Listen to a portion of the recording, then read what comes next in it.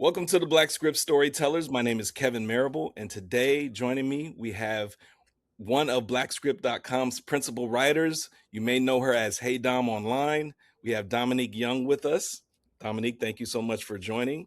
Thank you for And our having me. guest today is from Shreveport, Louisiana.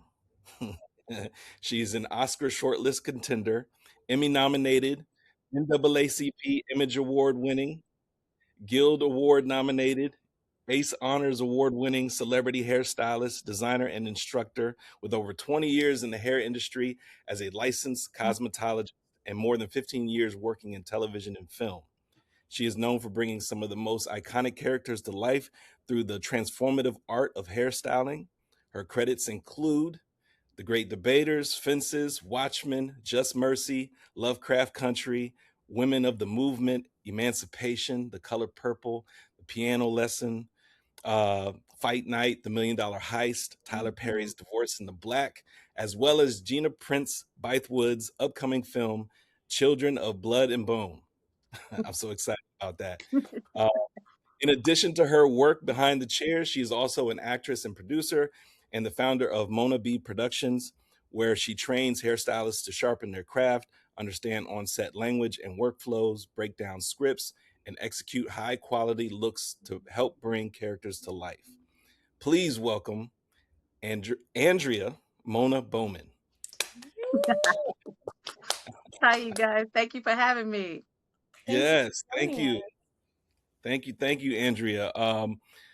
We are both excited to have you on the platform. There's so much hype around Children of Blood and Bone. But before we even get there, there's so much that you've been able to accomplish in the time that you've been in TV and film, and even outside of TV and film, that we want to try to cover within this hour. But I like to start off every interview with a very simple question, and that simple question is: Who is Andrea Mona Bowman? Well, that's a great question. I'm still learning who that girl is, but I can give you a brief up into this 52nd year mark. Okay. I'm from, like I said, from Shreveport, Louisiana, born and raised. I started doing hair as a hobby at the age of 12. Started clientele at the age of 12. Fell into it just trying to make sure my friends and myself, because my mom had no idea what to do with some 4C hair, besides say wear a wig. And back then it wasn't like the wigs now, where you can Mhm. put on a wig, pop, pop, they putting wigs on babies, not child.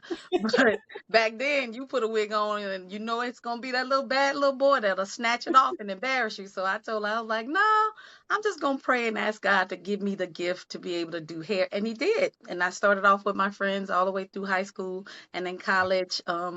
Actually Wiley College, when I was at the had the pleasure to do The Great Debaters as my first big film. You see how God bring things in full circle, and Yeah. actually learned a lot from being in school.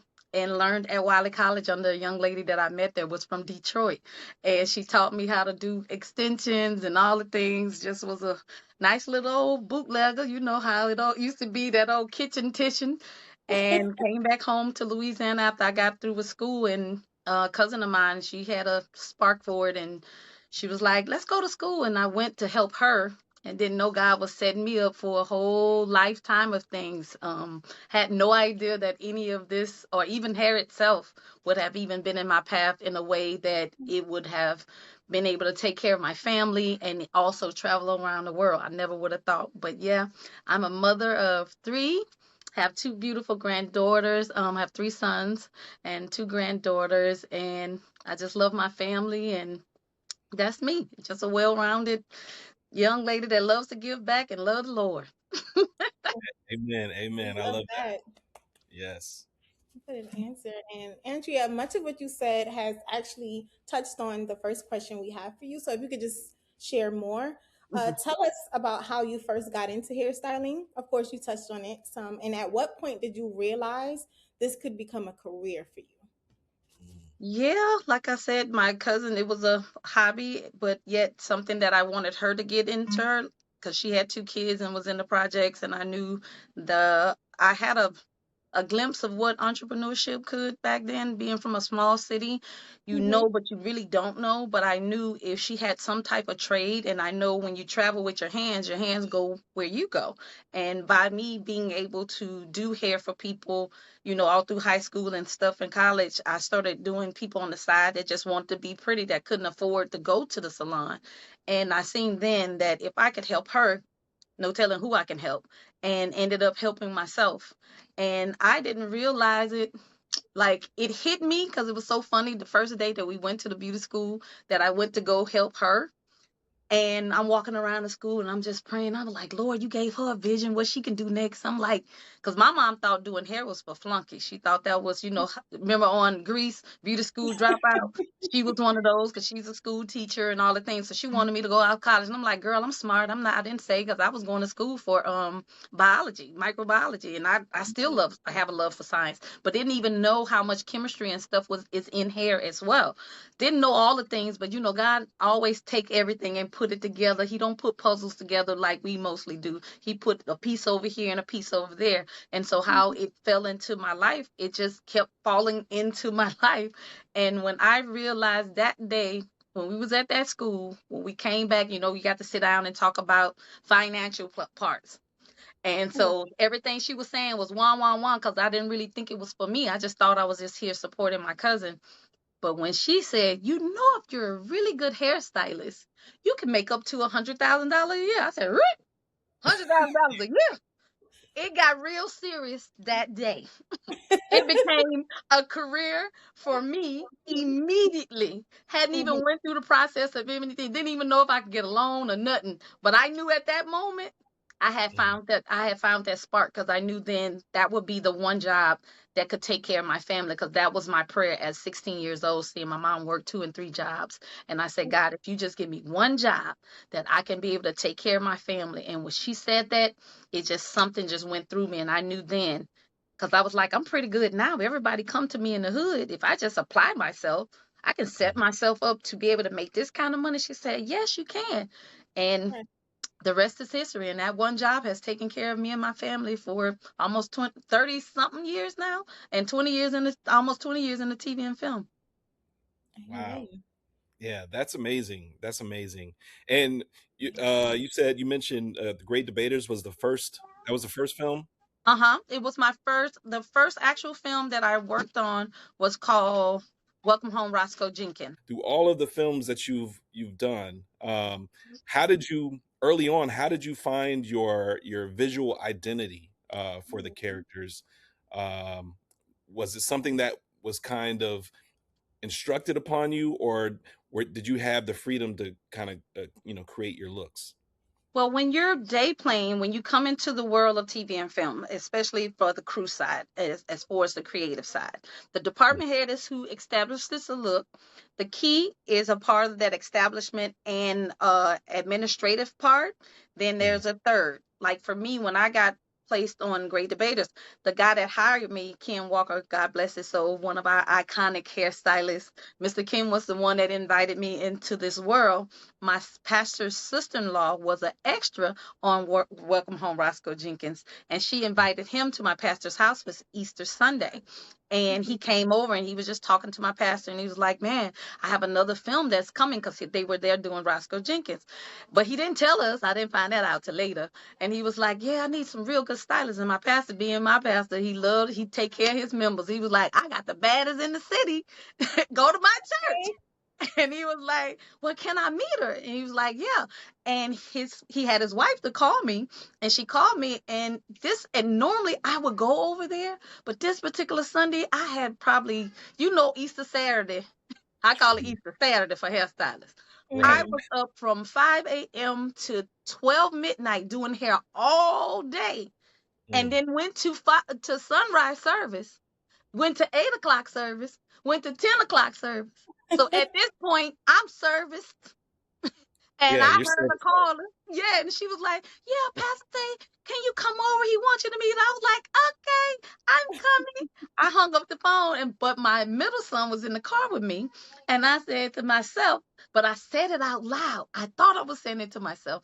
I said, "Man, I'm not going over past the house. Damn tired. I'm finna go home and go to sleep. Whoever that is, bless their heart. I meet them, whatever." And guess what my son said? He looked up at me with them beautiful brown eyes. He said, "Mama, aren't you the one that's talk about once in a lifetime opportunities?" I said, "Now I gotta go because Mm-hmm. if I don't go, guess what? He gonna throw this back up in my face." And I'm the type of mother that practice what I preach. I don't tell my children certain things and don't expect my hold myself accountable. So Right. now I'm like, okay. So I drove all the way home because he told me, take me home because they ain't want to see me. They want to see you. So now I'm really mad because I got to go all the way home, drop him off. Then I remember fussing at God, but remind you, didn't ask God all these things, but fussing because I'm like, I'm tired. I don't want to go. Get there, meet Mr. Ken, talk to him for 15 minutes. Literally, he stopped me. He said, "Mona, do you not know you're the one?" And I was like, "The one to what?" He was like, "Have you ever had that experience where you know somebody is the one?" I said, "No, not me, because I don't trust people. You gotta show me, because I know folk lie and they put on like they dead and they not." He was like, "But I know you are. I can tell you the one. There's no. It's not a coincidence that I've met you." And he gave me a chance of a lifetime, and he called me and he was like, "Can you come work with us?" And I was like, "Yeah."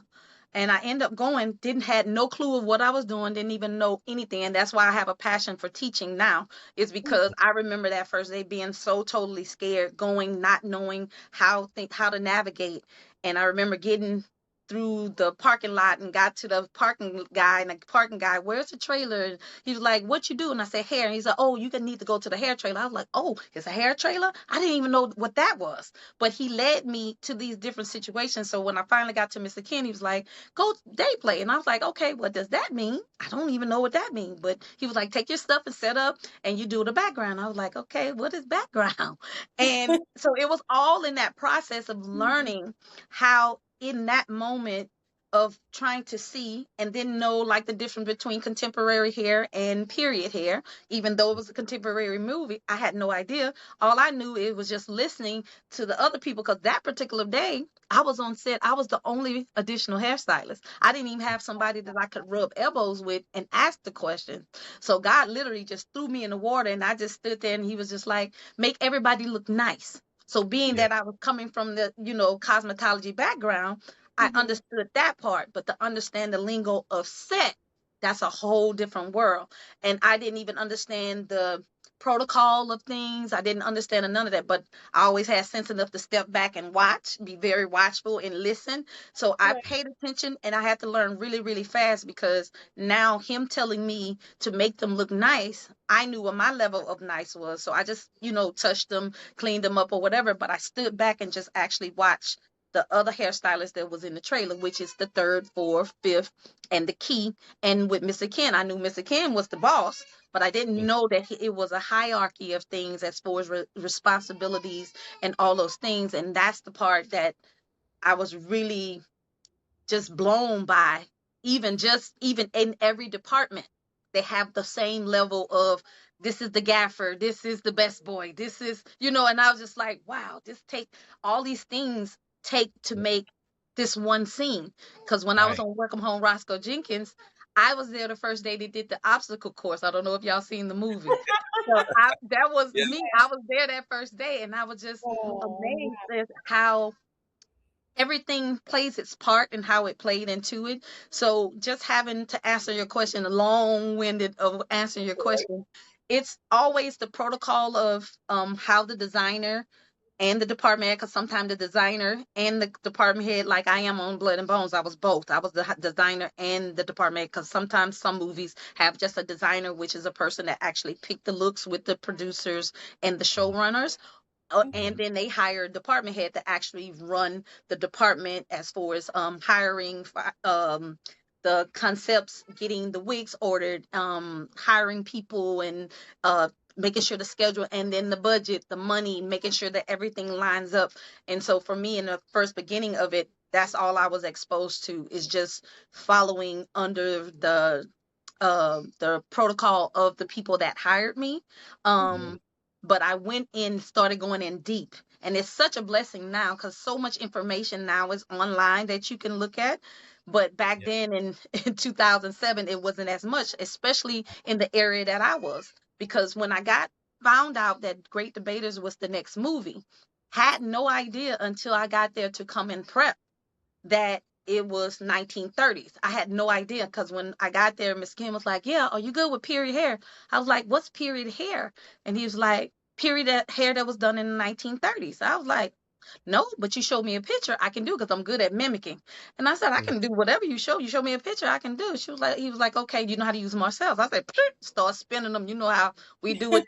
I spin them. I was like, "Boy, I'm real. I'm true to this thing. I'm self-taught, all the things." Because they didn't teach me Mhm. that in school. Because I went to what you call a predominantly white school because I didn't want to be so comfortable with just our texture. Because I feel like I had so much exposure to ours. I wanted to make sure that I was even out because my ex-husband, well, husband then, but ex-husband was military, and all you would hear is his multicultural friends talk about they don't have people that understand their hair either in this Mm. area. So I was like, you Right. know what? I don't want to crutch myself and just be with African American textures of hair. But what most people don't understand, our texture hair is the hair that is the most ultimately the one that will teach, will make or break you. Okay? Right. Yeah. Because we can have textures from straight as, being from Louisiana. I have cousins, even my son is fair skinned with green eyes, but he have Okay. 4C hair. And then I have a son that's chocolate brown, and hair Mhm. is wavy and soft, like a baby's bottom. Then I got a son that's olive, and he in the middle. He a little bit of this and a little bit of that. He got four Mhm. different textures in his hair. So you these are the type of things that you have to learn to be able to equate yourself, to put yourself in that platform. Because understanding texture, it takes the skin complexion out. Because a lot of people think, oh, Oh. she's black, then this the type of tech. No, babe, the skin just black this out, and just Mhm. pay attention to what the hair tells you. Then you will know what to do and what not to do. But back to your question, yeah, we follow certain guidelines until you get into certain positions as far as hiring. Then that's where your responsibility kicks in, and then you know what the level of from design, from execution, from scheduling, those are the things come with the position that you get. Okay. Okay. Wow, I, that's I love incredible. it. Right. And talk about God positioning you. You said you were learning as you were going, but still you were doing the job, doing it very well, obviously, and excelling, and now at the point where you can teach others. So Yeah, that's because amazing. Denzel on Great Debaters, all he kept saying is, "Who is doing this background hair?" He was like, "Man," because I Yes. actually hired all my people. I was able to bring all the people that work with me in the salon, and I worked in a salon of 12 women, and I was able to bless them and brought them and give them an opportunity to work in TV and film as well. And I would train them on the weekends of the buns because, like now you can just tap in Google pictures. Mm. And back then we didn't have that because if you Google, you gonna pay that 15 cent, and you Google a lot of more times, you in a whole nother price bracket on that phone bill. So guess what the Lord told me? He told me to go to the library, and what I did, I looked up pictures, authentic pictures, and I actually went in and made copies, and I made that my hair Bible. And I still do Mm. that to this day. I still do, even though I have it on my phone too. But I still print out and get things and line them up according how my inspiration to what I go to into my characters. Oh, that's smart. That is smart. Yeah, and I love the phrase hair Bible. It Yeah. connects so much to your faith as well. I know you're very big on Oh your yeah. faith. Okay. Oh So yes. so in black salons and barbershops in particular, the relationship between stylist and client can be deeply therapeutic, right? How has that healing power shown up for you in your journey in your work?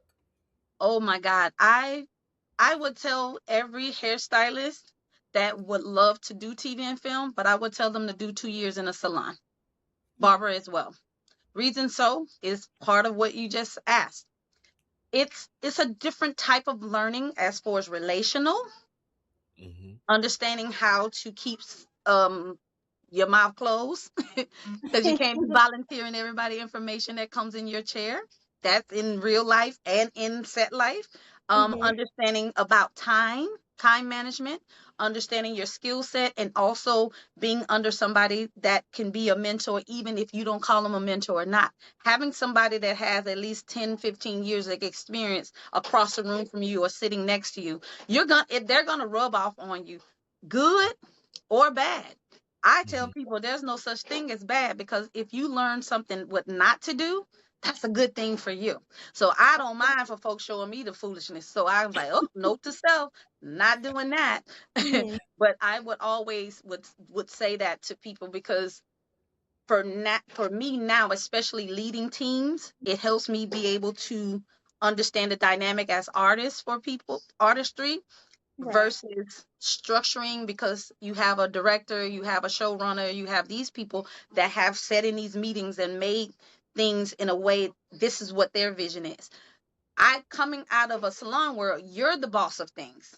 So you Mhm. have to learn how to be able to navigate and be able to let that go as well and understand how that process works, but also being able to have that type of compassion, emotional, I will say maturity that comes with doing it over some years, and it helps you knowing how to be quiet and smile or say certain things, and then not just that, having the knowledge, because I find out a lot of artists, I would say actresses and actors, have been burned, especially African American. I'm sad to say that. That's why I started asking, being more specific too, because my first part of my career, it was more, I would say, other culture based. But Okay. after I made that request to God, and He kind of shift me, so it's like I'm like the black hair whisperer of a lot of of a lot of things. But in the beginning, I didn't really see, but I would see the token girl that was on set.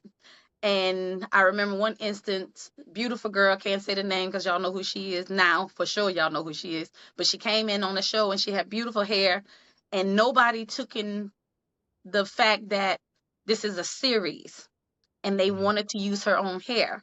And I'm blinking because I'm saying to myself, you make this hair look this way, you're Mhm. going to have to keep it up for 4 months at that temperature on this flat iron. Mm. She's going to be bald by the time the second month going to happen. And I'm Wow. blinking, but I'm not in a position. I'm not a designer. I'm not a key. I'm not a third. I'm not any of these things. So I'm just like, oh my God, this is about to turn into a whole situation.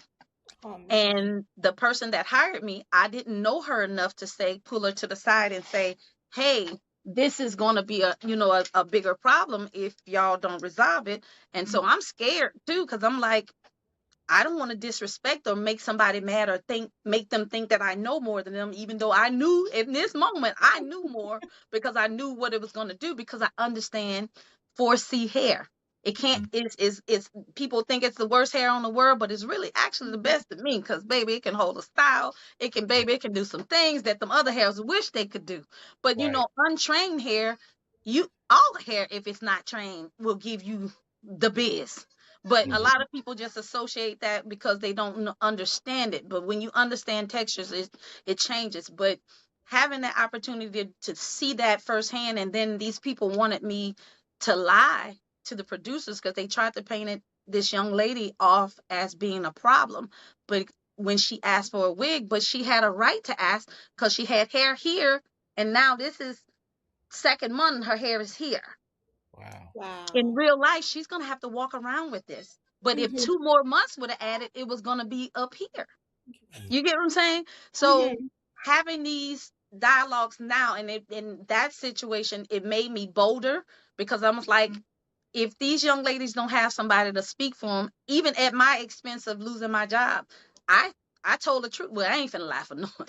Baby, my grandma told me long time ago, child, if you lie for folk, baby, that means you're scared of them. And I ain't scared of now. So for Okay. me, I was like, girl, you fire me, my dad he gonna take care of me regardless, because I stand on truth.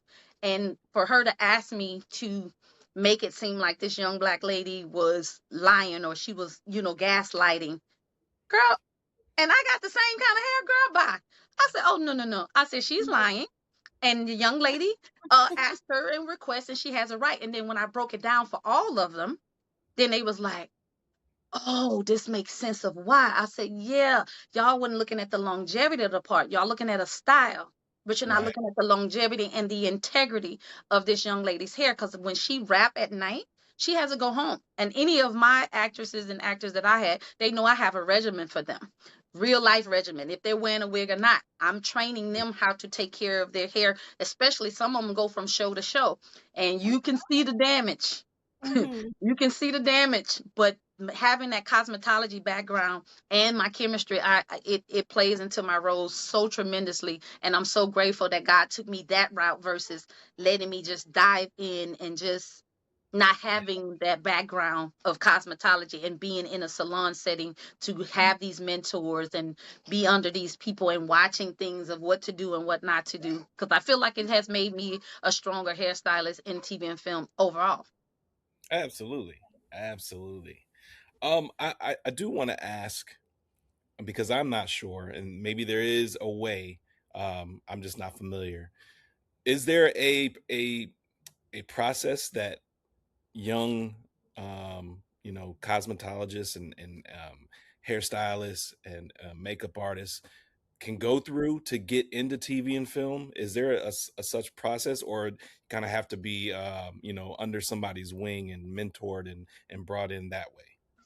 Well, everybody's story is so different. That's the thing about this industry. Even in every other department, somebody met somebody that needed a, if they had a need and you're there, it's like that. But I would say, because like right now, I partner with NAACP and the Handy Foundation. They Okay. started, and with Netflix, they started a whole glam squad training.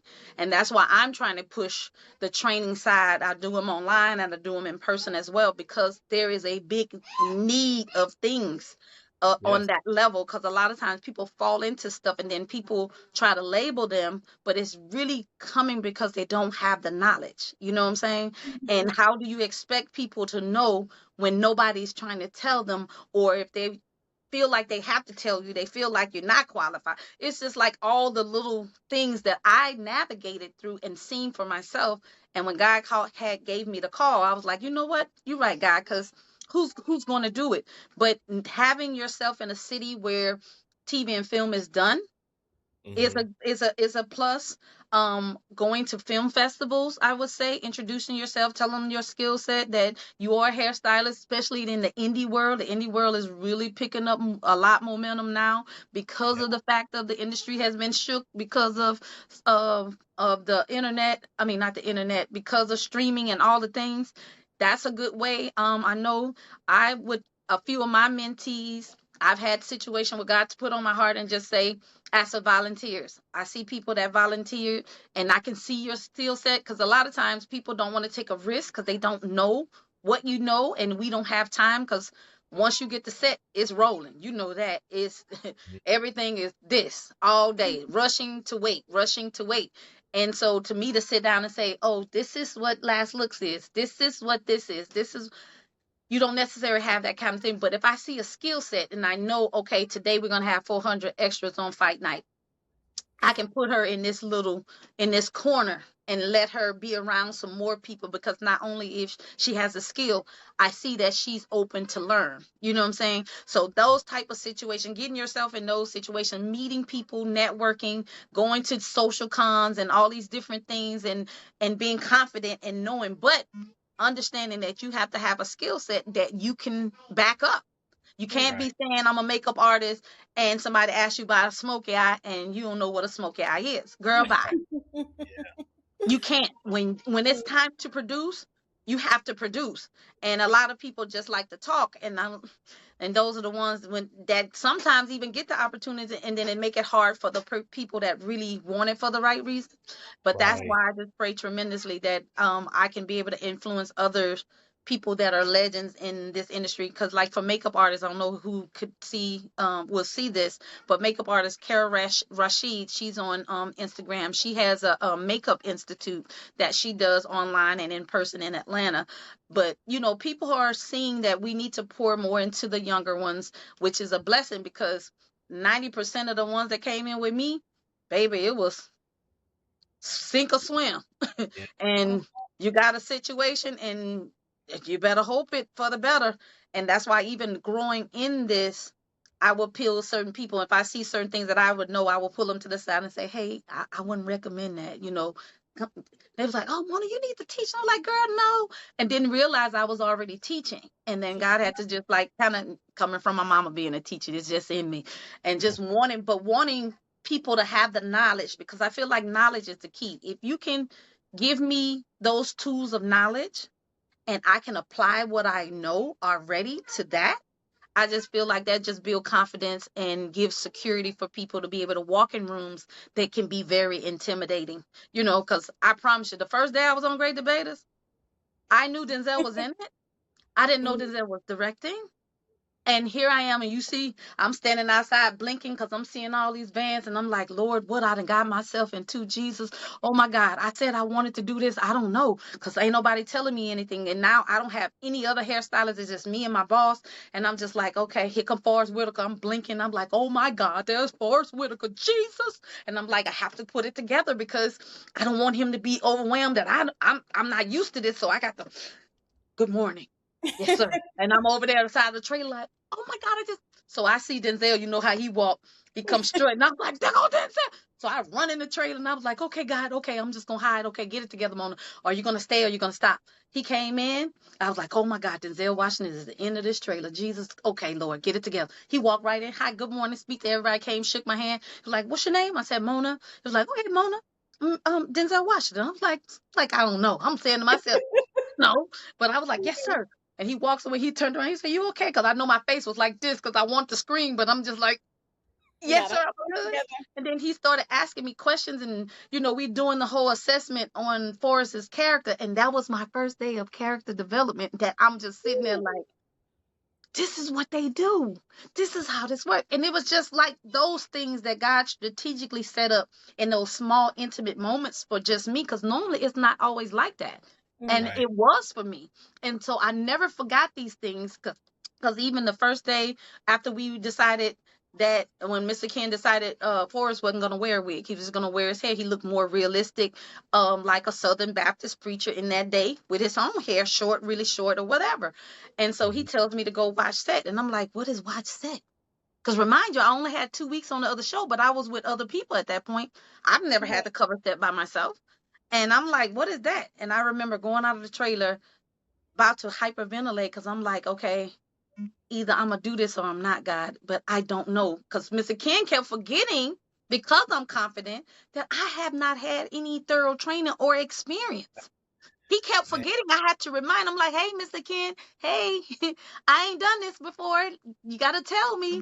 And he was like, yeah, go cover set. So he had to finish some stuff with Denzel. So I go out the trailer and I'm looking at my keys. I looked at my car. I looked at my keys. I looked at my car. And I was like, okay, God, if this is for me, you're going to give me what I need, because there's no coincidence that you're going to let me come here and get embarrassed Mhm. and not be able to do what you sent me here for. And just as clear as I'm talking to you, he said, you choose. And I said, okay, I'm going to try.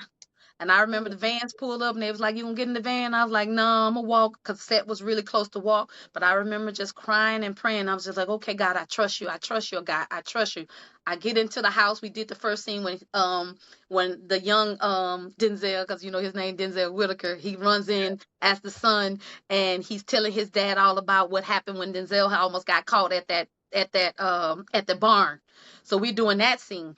But so I go in and it's just me and Forrest, and I'm just standing there just watching. We said cover, and I'm just covering, like watching what is going on. And just as clear as I'm talking to you, he looked up and he said, come here. And I said, yes, sir. I said, you need anything? He said, no. He said, this your first time? I said, yes, sir. How you know? I said, I have no idea what I'm doing. I was like, oh my God, I'm so scared. And he just started talking. And he was just telling me in his beautiful soft voice. He's such that dude. I love Forrest Whitaker. I loved him before working with him, but Mhm. doing that and knowing after the fact that most seasoned actors don't feel comfortable, or if they know that you don't know, they will cut you off. And he took time out of studying for his scene to talk to a young lady that had no idea and just was panicking in a corner, and talk me off this cliff. Because as he was talking, I don't even remember none of what he was saying. All I can remember is the pressure just kept coming out of my head. And it was like the peace just fell over me. And when he finished, he said, you good? And he told me different. He was like, last look is when you go when the director call in or the AD. And I was like, what is the AD? And he was just saying that's the AD. And they like gave me a whole one-on-one session of what I even do now and teach my people within 15 minutes. He took that time. And right when he finished, Denzel said, last looks. And I looked back at him, he winked. I went in, and I was like, okay. And then I came back and I had did the young girl. I was covering the young lady as well. My little sweet pea, me and her still sweet to this day. And what Denzel did, he called me. He said, "Who did her hair?" And I was like, "Oh Lord, I done messed up." So I run back in. And I was like, "Yes, sir. What's needed?" He was like, "You have to understand. This is 19. You know how you talk. This is 1932. He don't make no money. He probably make $12. Hmm. She wouldn't come with all this nice fit. It's beautiful, but it don't match the character." Yeah. 101 character development. I Yeah. said, oh, because nobody told. Remember, they keep assuming that I know. And I Right. said, wow. Had my water bottle. I wet that hair and frizzed it up to look like she hadn't had it pressed out. I took them little Shirley Timber, because I did research on that. The Shirley Timber curls had existed, but when he broke it down, not only with the financial side of it, the location, they were from Marshall, Texas. So that means they will be more 20th influence versus the 30s, because it's the early. So by the time stuff get to the South, we're already 5 to 7 years behind. Mm. You Wow. see what I'm saying? So all Yeah. that happened just organically. And I remember walking off and I just was like, oh, I got some studying to do. And Mm. from that day, it was on and popping. Everything Wow. was on and popping. But yeah, Wow. That's an Wow. amazing story. And you've gotten a lot of firsthand instruction and direction from some of Absolutely. our legends, and yes, to kind of thrown into the fire, so to speak, and learn as you go. Um, you know, that's it's amazing. Yeah. It's either simply sink or swim. amazing. It's either sink or swim, and you found a way. You found a way. I know how to Mhm. backstroke. You've spoken a lot about character development, so I'd like to just transition quickly to talk about briefly about Children of Blood and Bone. I know you probably can't say too much right now, but Zaylee, one of the main characters, she's such a confident and a defiant character in the novel Children of Blood and Bone. How did you use your hair, or how did you use hair, excuse me, to capture and express that strength as the character on screen? Yes, in developing Miss Zaylee, me and Gina, the director, was very, because I was handpicked by her. She had sent out a hootie hoo like two almost a year and a half, 2 years before it even happened, because I was still on the um we were still doing the campaign for Color Purple. So it was even that far back when she reached out to me. She said there's a possibility she may be doing a job and she wants me to do it with her. And then that's when she suggested the book and told me to read it, get knowledgeable of it, and give myself a couple months and come back. And that's what we did. And when I got back, just from her descriptions of our first Zoom meeting about it and just hearing it, for me as an artist, if I can hear and see Mm-hmm. at the same time, I know I can do. So when I was hearing her talk about the white hair and the different things about this particular young lady in the book, and I was like, oh, okay. And I could see. And so when she told me she wanted what she called grounded fantasy, even though it's fantasy, but she wanted grounded fantasy. And her explanation of grounded fantasy is that it looked like these young characters could actually do their hair for in real time. She wanted to look like a real world that existed with real hairstyles, real clothes, real makeup, real everything. And so she wanted it as organic and authentic, true to the concept of what she felt like the grounded fantasy was. So she was very hands on with the development and the structuring. And we came up with the looks that we did. The second look, which when she obtained her magic, was more so of what the book kind of described. So we went with the flow of that as well. But in the actual her look coming from a child coming to a young adult, was more so it's African based. What's the Mhm. most African based hairstyle? So we went with that look of choosing the size because I'm concerned about the flow of it, Mhm. and then understanding how we can mimic it in a sense to where, because a lot of times wigs don't get a chance to really you can tell because it started doing this. And so it was really a whole challenge because not only at that point as far as the style, the color. Mm. See, the color is the part that had to play because that's why you notice that most people don't wear white on camera because white goes through, right? So when you're lighting with these big lights, guess what it does? It's illuminated, make it really big, or it makes it translucent. So Mhm. finding the level of white, girl, now that's where the styles of them they were easy, but figuring out how every complexion will be able to have this level of white to be able to read on camera Mhm. was my biggest challenge. So for Zaylee, we ended up having to add some taupe into the white because the first initial camera test, it was too white. I was like, but y'all said white. I gave y'all white. So the DP was like, it's too white. And I'm like, girl, you better figure it out because I done my part. This book Mhm. says white. Okay. Right. And so this is what you get. But Mhm. then when we went inside with the lights and then the backlights of different things, I said, oh, Mhm. okay, we got to figure out something. I was like, okay. So I'm just trying to figure out what even would get to white. That's the other part.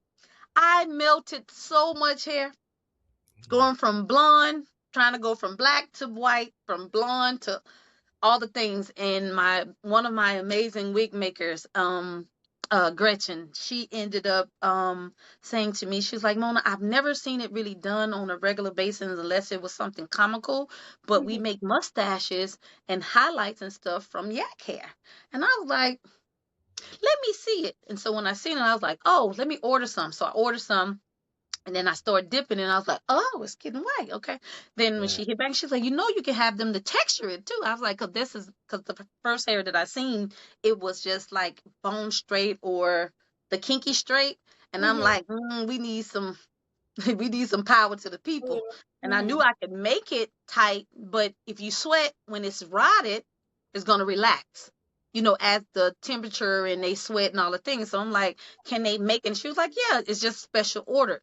So come to find out they could get that. And so we had to go through the ends of the world of trying to get as much of this hair Wow. that in stock because they had to go back and order a whole lot more hair to be able to use into making this basis for these different hairstyles. So I incorporated some of the hair that I found, and it was so crazy that this particular company was the only company that I found that made Snow White without any tips or without silver, because a lot of times people equate silver with white and it's not, or the pale blonde. It's not the same. The pigment is so different.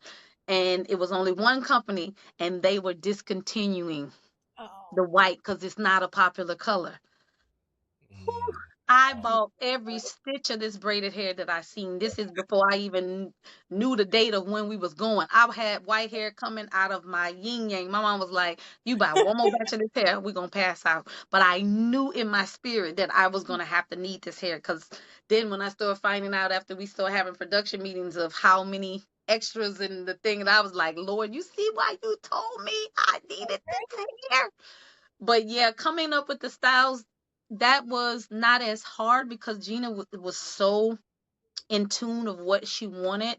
And with her and Tommy, they kind of knew the feel. But Tommy was really just more, I want y'all to do. Gina was the same. She trusted me because I did. That's why I met Gina on Women of the Movement. And she seen how detailed that I am. I'm very detailed. If you go back and I plan on posting some more of those pictures from Women of the Movement and it was so eerie because when we got those people ready, they actually looked like the real people to a point where you just like, ooh, because we actually shot in Mississippi. So Mhm. we couldn't even tell people we were there, but they knew we wasn't from there because it was like a risk because they would still shoot up. They still to this day tear Emmett's thing where the story is and all of that. Because one Mhm. day somebody came on set with a gun when we Oh. shot in Money. When we shot in Money, Mississippi, we shot in the actual courtroom where Mamie and all them did. So it was like a lot of surreal moments that actually happened while we were shooting there. But she seen how detailed and I wanted to execute that so bad because I really prayed for that movie because that was that TV show because that was the first time any Emmett or her story had ever been told. So I was so grateful that ABC and them had even took on that challenge because so many people was afraid of it because of, and we didn't know until we got there, and then it was coming out of COVID, where they had just released us back into the world, and they rented this whole hotel for us, just the crew, two hotels side by side, and it was Mhm. just always would have briefings. We couldn't, tell people things. We couldn't because of the hatred that was still in Mississippi. That because I didn't believe it at first. I'm like, oh, this 2000. Yeah, no, they don't let go, man. When I tell you on a level to it was scary. We was doing a scene um where they were going from the juke joint trying to find out where the guy in that particular scene and Mhm. somebody was riding by, boom, boom, boom, boom. We Wow. were just like, oh Goodness. my God, this is really real. Like these people really hate the fact. And the guy that came on set that day in Money, he was flashing and how we knew that he was somebody that didn't supposed to be there because we were still mandated to wear the mask. I ain't wearing no mask and flashed his shirt and his gun was sitting there. My son was working on COVID and that's what made them aware. And the crazy part about it, the mayor came and all they said was, yeah, that's such and such and such. We know he's a problem. We're just gonna lock him up until you guys finish shooting up here. Cause his thing was, oh, y'all still trying to tell this story? We sick of this story. Wow. But Oh my. if that would have been an African American young man with a gun coming on a set, he would have been in jail to this day. Yeah. Okay. Facts. To this day. Would have been a So totally yeah, different story. yeah. So yeah, it's the detailing of trying to make sure that Gina got what she felt was a realistic feel of the hair texture and the look of it, and then making sure that everybody else balanced out. It was very strategic for me to make sure that every hairstyle that any African American from that side or this side, I made sure that it got on camera as well. Mm. Yeah. So it was a lot of wigs. Yeah. I bet it's a lot of work. It's a lot of tedious work. I can imagine how many people behind the scenes, Mhm. that are a part of putting it all together and making it happen, scene by scene, day by day, the entire time of the production. Um, that's got to be a It lot to was handle. it was such a lot to where this part of my hand had turned black. Wow. I had to braid because braiding is a signature. That's another thing. So a lot of the stuff, because being that I was a designer as well, when I designed something, I had to go and get approval from Gina. Then we go from the producers or whatever. Then we come back, the actor check it off. This is what we're gonna do. So Mhm. didn't know because this was my first time working out of the country that translation of conversation is different as well. So when I would relate and say, "Hey, this is what I need you guys to duplicate," sometimes they didn't understand what that was. Yeah. Oh. And African braiding to me is different than our braiding. And for Right. me, because I don't consider myself a braider, I know how to braid, Mhm. but Mm-hmm. I don't consider myself a braider. So for Different me, having audiences. it snatched to the gods in such an ornate situation, that's why I knew I could accomplish it because I know Gina wanted to look more natural. Because I do what I call a natural braid. I don't do all the feeding in because of the weight of braids and all that, and that's why women end up losing their hair.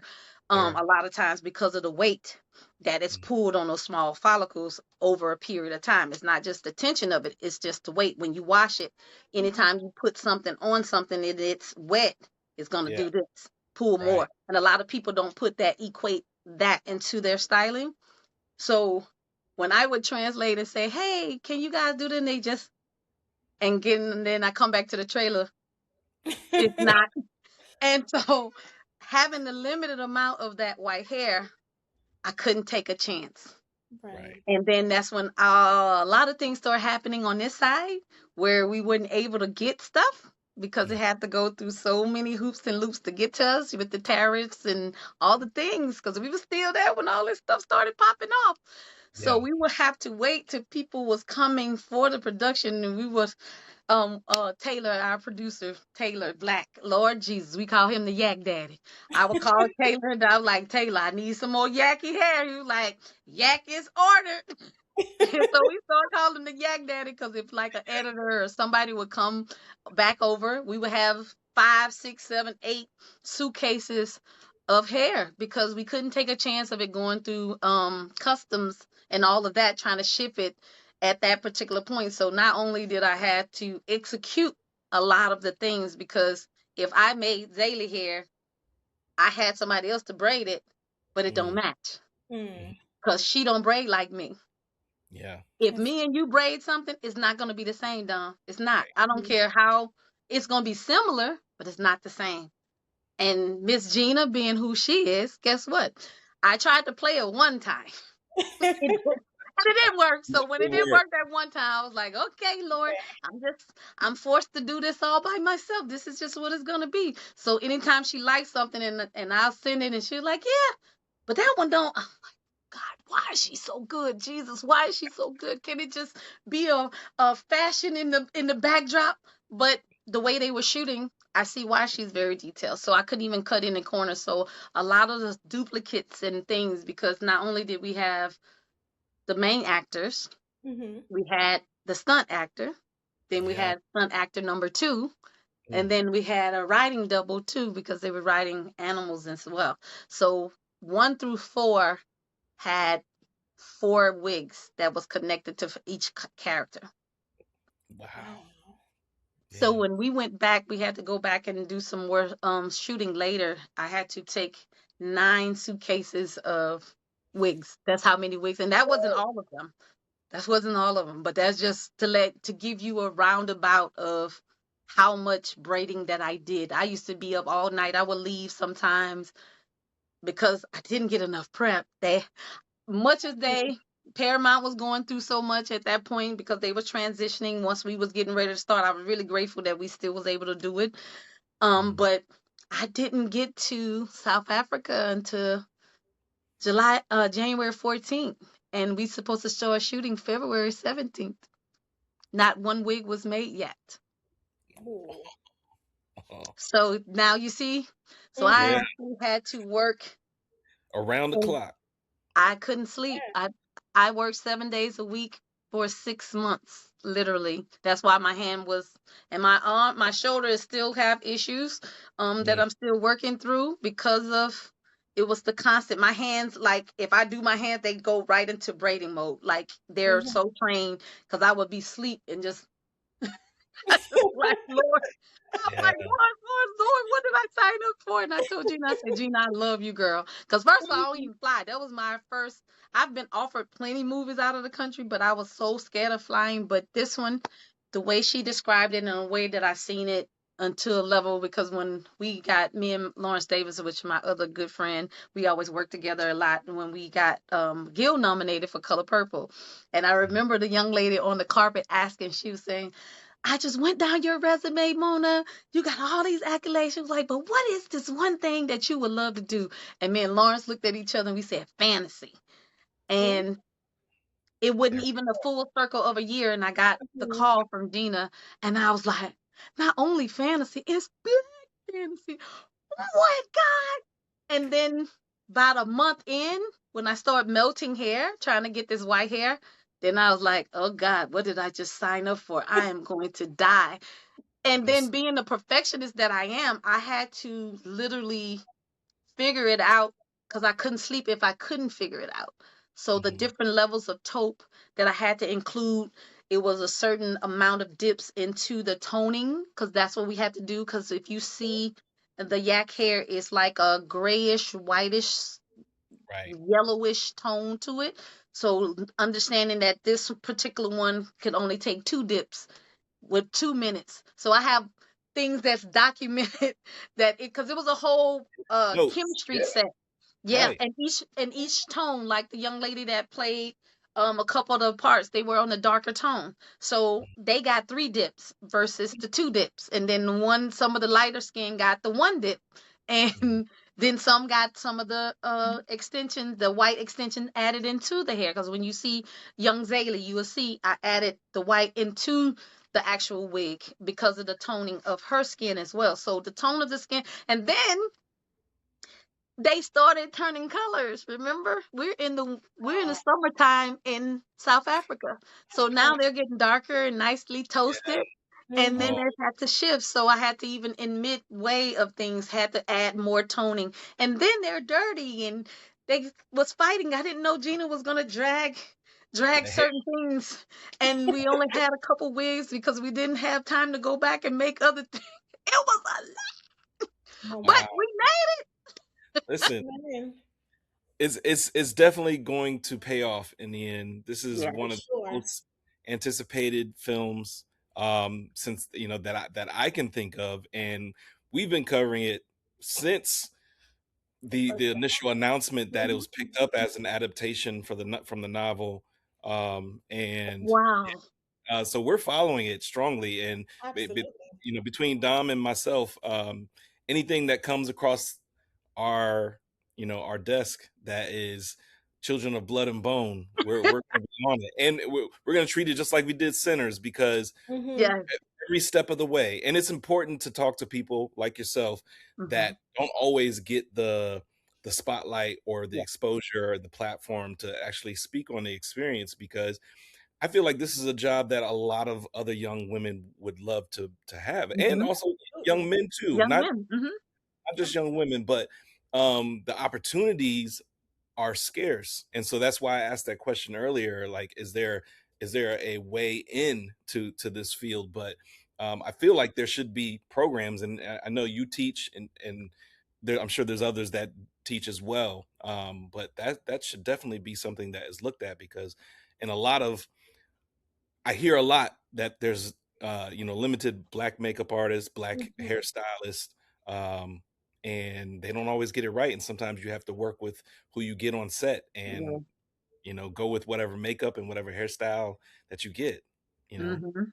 And it's still to this day to the point, after they came out of the strike, that SAG made that something that actors have the freedom to request things, right? because a lot of times it's the money when it comes producing, because I produce that side too. So that's why I understand it, but it is also a lot of times most of the producers don't come from the back to the front of production, because I call hair, makeup, and costumes the heartbeat of it, because Hmm. we are the one that bring the character off of the page into the screen. The And when you visual. have people that get it to a point where they're not just styling, they understand how it works in developing and allowing them in a creative space. It makes a lot, because like Texas is doing it. That's why I even came back to Louisiana, because 50 is supposed to be doing a little bit more here, but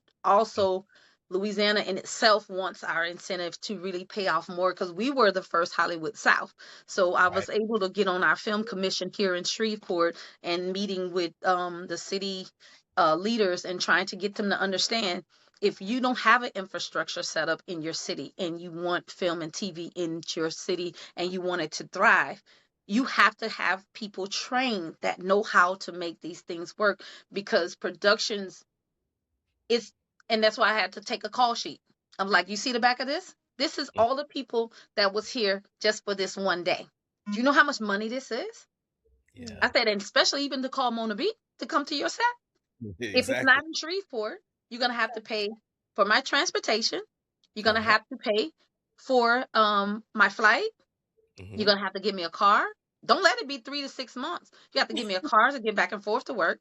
You're gonna have Mm-hmm. to pay me per diem. Then you're gonna have to pay me my rate. That's 5 factors, right? Yeah. Mm-hmm. Versus That's just if you. if you shoot in Louisiana in Shreveport, I live here. You just have to pay me my rate. Do Yeah. you see the math? Yeah. And Right. think about it. If I have 5 people on my team, So you have to do it times five Mhm. versus you doing five incomes versus five times five. Right. Production is this is why, and a lot of people don't understand why. Oh, they should call such and such in. Baby, it ain't that easy because that costs a lot of money to be able to bring these people in. So if you really want to see your cities thrive, you have to Mhm. build that infrastructure. That's how even New Orleans, when the incentive first hit, and we got it in Shreveport by default because Hurricane Katrina hit right when it was popping. Mhm. Katrina Mhm. came, tore up the city. Baton Rouge was affected because all the people migrated up. So guess where they came? Which was Shreveport, our third largest city. So Right. they came here and they wanted that money. And then that's all you heard the complaints was we don't have people. We don't have people. So they still were pulling people from LA, pulling people from LA. And it was just like, we need local people. We can't afford to keep bringing people in. And then my little city, bless their heart, we don't even have direct flights. So it was a whole nother thing. And, coming from a smaller hub, it's way more expensive to fly out of smaller hubs. So they were Right. complaining. So they would have to drive people to Dallas to fly people out. And productions was like, you know what? When New Orleans opened back up, we going back down south. And then Mhm. who can compete with New Orleans? New Orleans is New Orleans. Come on now. Who don't want to be in New Orleans just off the food alone and the entertainment? So Mhm. Facts. having that type of, effect, it made a difference. And then when our governor revamped it, everybody shot to Georgia, went to Atlanta. Mhm. Atlanta could sustain because of the music industry, from the music videos and the different media centers like CNN and all these different. So they had an infrastructure. They had to build more. So guess what? A lot of the companies did. They went and had trainings themselves. And guess who else following that leeway? Texas. Taylor Sheridan has went there and brought so much there. But even with me, because I worked on, they played on Linus season 2 and 3, but Mhm. they had to pay me all of the factors. So they didn't want to call back because they want to get that local incentive, even though I'm skilled. The Yeah. department head, she was like, Mo, you skilled. Like, Mhm. but the production is saying versus we rather hire somebody that can just do a buzz fade versus bringing somebody in. And when I did go, she could only bring me in when it was specialized things that she need a specialized situation and want to make sure somebody that was there to handle it with her second unit. But other than that, but they have even partnered with schools at their colleges there, and they're setting up that infrastructure because they see how important having infrastructure is. So even LA, they're trying to do more that because they didn't used to do it before, but that they're doing it now in Atlanta. There are a lot of different film companies that are there that's doing PA trainings, that are doing hair and makeup, that are doing, they're building because now they're seeing that it makes sense if we have qualified people in our area. Mhm. It Mhm. can really affect the local people, but it also allows people that don't normally get an opportunity to be able to have a platform where they can learn to match their skill set with the knowledge of how set work, the protocol, the set etiquette, and all the things, and they'll be stronger. So when they get the opportunity, they meet a Mona B at a Black Women in Film event, and it was like, man, I would love to, and I took training at such and such and such. Then it makes a difference. You know what I'm saying? So yeah, Yeah. those things are things that are very vital and that can and make a difference. Just to go back a little bit, hair is so important in film generally, but especially in Children of Blood and Bone. So I also see it as like just an alignment that you are the person who's like on this when the white hair is so important to the story, right? And so your work is obviously just so valuable. So thank you for Thank that. But you. welcome. One of my final questions, this is like a two-part question. So you spoke a lot about how your faith growing up in the Baptist church has shaped your life and your career. What does it mean to you to work on a film, Children of Blood and Bone, where faith is also a central theme? Right? This It idea was that an it is was going an honor because to. I didn't really know the book going Mhm. in. My son's girlfriend at the time, she's a diehard reader and she knows the book and she's a part of a book club. And I remember once I booked it and I knew I was going, and I told her, I said, you can't say nothing. I said, I'm about to go and work on this film. Ch- I couldn't even get it out. I said, Ch. She started crying. Oh. Yeah. Like This is she was huge. boo. I'm talking about it freaked me out so bad because I was just like, girl, you okay? She was just boo-hooing because I was like, it's a fantasy book, girl, calm down. But Mhm. didn't realize how much substance is in this book on Yes. so many levels of things until I got into it. I listened to it twice before I left. And then I Mhm. started reading, taking notes or whatever. And then when Gina gave me the script, then I was like, oh, okay, these are the pieces, the key components of this to get this executed. But when I seen how she reacted, it gave me another sense of honor in a Mhm. sense, because what she said to me was, she's like, out of all people, Mama Mona, you got it. I know you're going to pour everything in this Mhm. to make this not be something that is comical. Mhm. Cause y'all know. Mhm. Y'all Yeah. know the things and the histories of things. And when she said that, and she was like, I've seen a lot of your work because I've even had that particular young lady come on set. I transformed her on piano lessons. She had dreadlocks, and I put her wrapped her up, put her wig on, had her snatched to the gods in the scene with Erica Badu. And she Mhm. was just like at awe. She was like, Mama Mona, I can't believe you transformed me.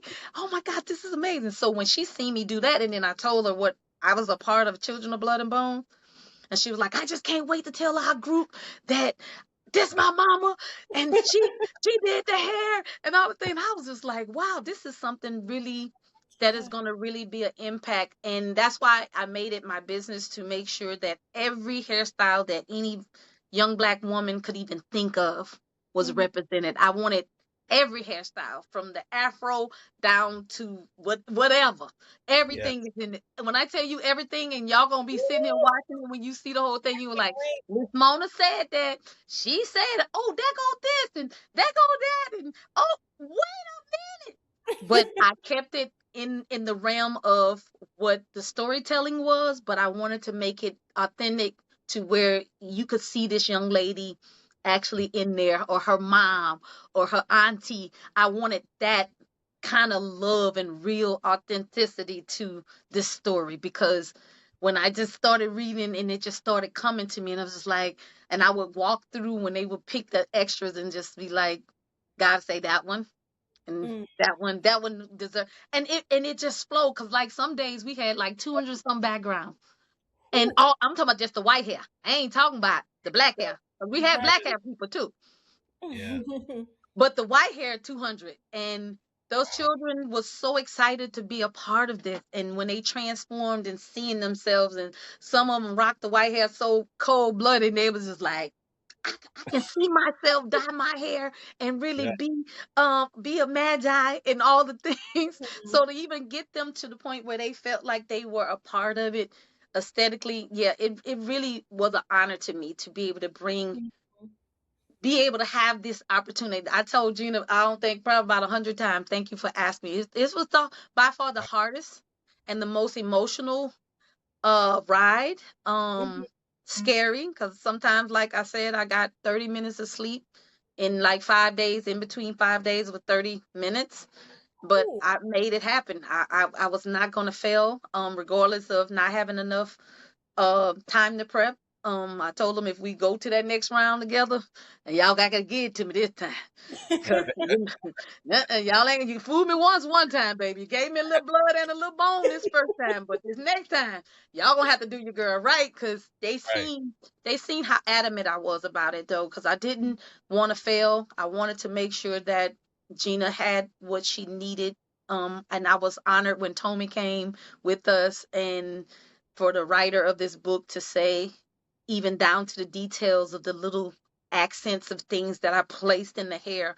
She was Mhm. like, you didn't even know. And then, she was telling me stories, but this is what I thought about this. And I had it in there without even having that conversation with her. So Wow. it was all of this. And for Mhm. her to Mhm. see and just to hear, like, I don't know those that are gonna listen to it either. If you ever get a chance, listen to the book, because it'll give you that the way the young lady read it to me, and it just inspired me, and to hear her changing of her tones and saying things, and it just made me really see it more, and Mhm. I could really create, and it gave me that ability to bring black hair as an art, because I'm even doing an art show this summer about Oh, black hair. It just inspired me the more because I always well, I'm going to do, you're right, Lord, I'm going to do a docu-series on it's going to be called Evolution of Black Hair. But ooh, it just, that movie made me know that I'm on the right path to do this docu-series about our hair. And it's not going to be about, product and all that. It's going to be, every episode is going to be about a learning lesson of our hair, because I feel like our hair is the only hair that has went under the scrutiny of the world. Okay. Our hair yes. is the only hair that has a law that we can wear certain style. So just off that alone in 2026 lets you know that we have evolved to things. But I want people, even because a lot of black people don't know a lot about our involvement. We've experienced it, but they don't understand the backstory. So I want to get real life people that lived in these different eras and went through these different genres of the evolution of our hair, coming from the motherland all the way up until this point. So yeah, you're gonna feel it when you watch it, because it was some bloodshed and tears. I cried a many nights by myself braiding, and I cried. I was just like, I can't fail, God. I can't fail this. I did not come this far to fail. And it's like he just equipped me. I just get energy from nowhere and I just keep on. I was like, okay, woo, woo, Mm, woo. Oh, okay. I see it now. Oh, okay, this is what this. And when I finish and then see them, and then those amazing costumes that Charlize did, and the Yeah. amazing makeup that Matiki and her crew did, it was just so cohesively. And then the set design, y'all ain't seen the set design. ooh, Oh, you got me Yeah. so excited. when Ooh, when I I can't tell wait. you it's a KO, oh my God, I cannot January can't wait. come fast enough. I cannot wait for y'all to see. It's going to just make you just like you're just gonna be like, because I can tell you right now, people are already talking about they're ready to wait in line for this movie. This is about to be on the level of Black Panther. I Yep. love Uh, it.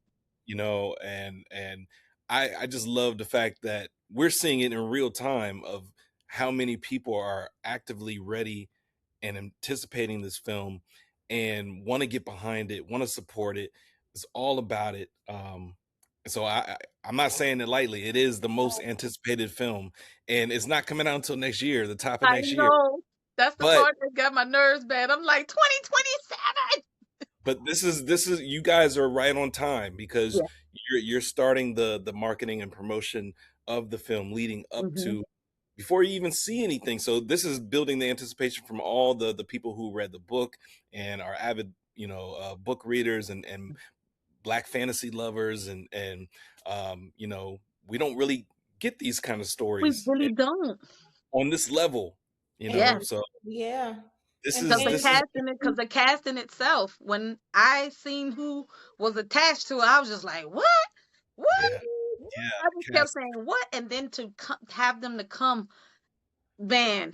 I we're gonna have to do another one once we get once yes, we got out, because there's some more yes. stuff that I would love to tell. Because some of the characters in the yes, development, oh yes. my God, it's gonna blow y'all mind. Y'all gonna see some people in a way you've never seen them before. I can say Ooh. that. You're gonna Wow. see, because one in particular said he always could see himself in everything he did until this particular one. Mm. So I Wow. patted myself on the back for listening to him tell me that. And he was like, you did this. He said, I never not see myself.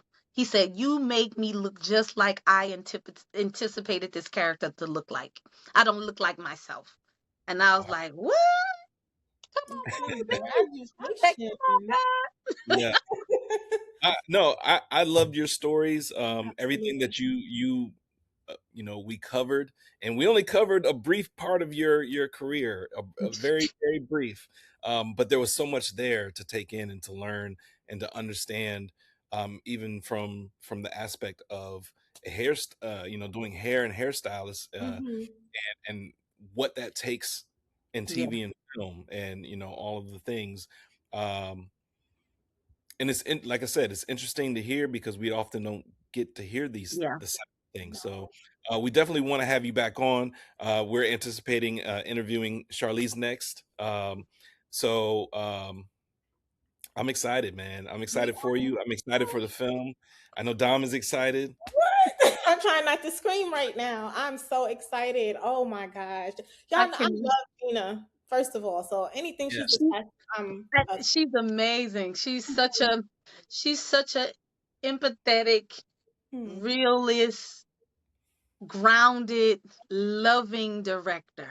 Like And you can tell. You can tell. she is like from day one meeting her because I was so scared because you know everybody loving basketball. When I found out when I did Women of the Movement, I was like, "That's the direct, that's the right." Oh my god, I was so scared and I was just trying to keep myself together and I was just like, "Okay, God, you giving me this opportunity to make this happen," and for her to remember me. And she told me even when we did that, she said, "Mona," and because she called me for Woman King, FYI, she did Hmm. call me for Woman King, but I couldn't do it. I was still on Emancipation. That hurricane Yeah, you're came busy. and that Yeah. came and tore our whole setup, and I was like, I couldn't leave my producer friend Ty Black. I couldn't him and Antoine. I couldn't walk away because we was like knee deep in the meat of telling with Peter's story, and that was one I prayed for too, because I prayed for all three of the movies that came right to me. I prayed for Women of the Movement Hmm. and Emancipation and Woman King, all in this three days of prayer.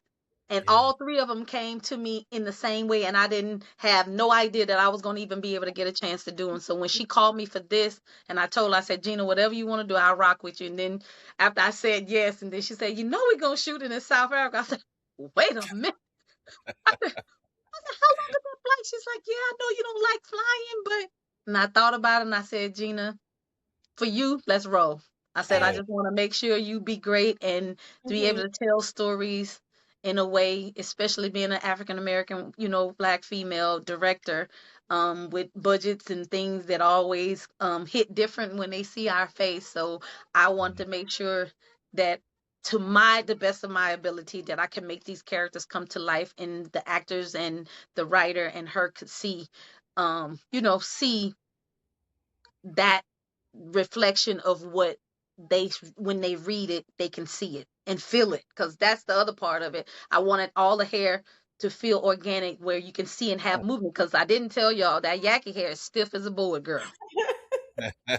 That's some of the hardest. You see these lines on my hand, it's scratched ingrained lines in my hand of braiding and twisting all of that, girl.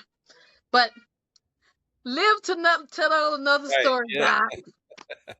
It's all good. It's all And good. guess Dom. what? He called me for the second one or the third one. Guess what? I'm going right back in with all the tricks. Oh That's my it. That's God. That's what you gotta do, for Yes, sure. Thank you for meeting with us and giving us all of this knowledge.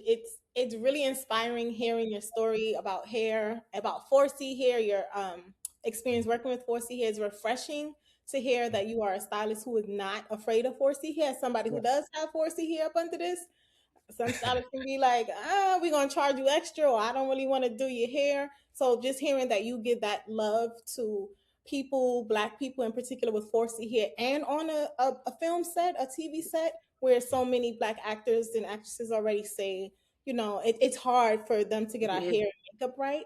Like, we sincerely appreciate the work that you do. Yeah. Yeah, Thank absolutely. you. And this was a it was an enjoyable but learning experience for me as Mm-hmm. well, to be able to hear a lot of what goes on behind the scenes and what black women go through, what black stylists go Black through, men too. black men, yes. Yeah, they get jacked up too. Yeah. So this was definitely a learning experience. I love soaking up new information and hearing those incredible stories. Uh, this is all fun to me, but Absolutely. I'm very excited about the film. We're definitely going to circle back, talk more when you're able to talk more. Maybe bring hair, makeup, and wardrobe on for like a round table, something like Yes, that. You know? that would be great. Yeah, and everybody just kind of talk about their experience because this needs to be heard, I think. Yes.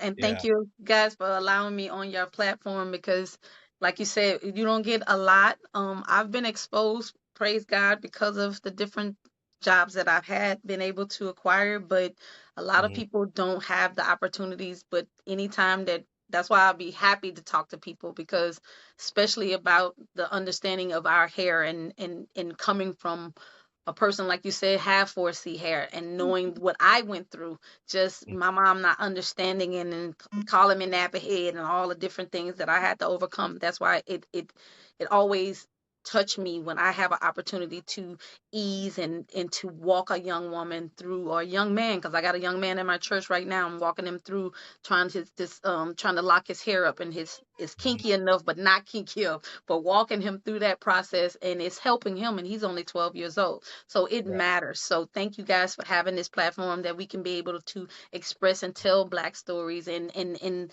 have a situation where people can even see us, to be able to hear, because a lot of times, like you say, it's refreshing to hear somebody else's perspective that's in it real time.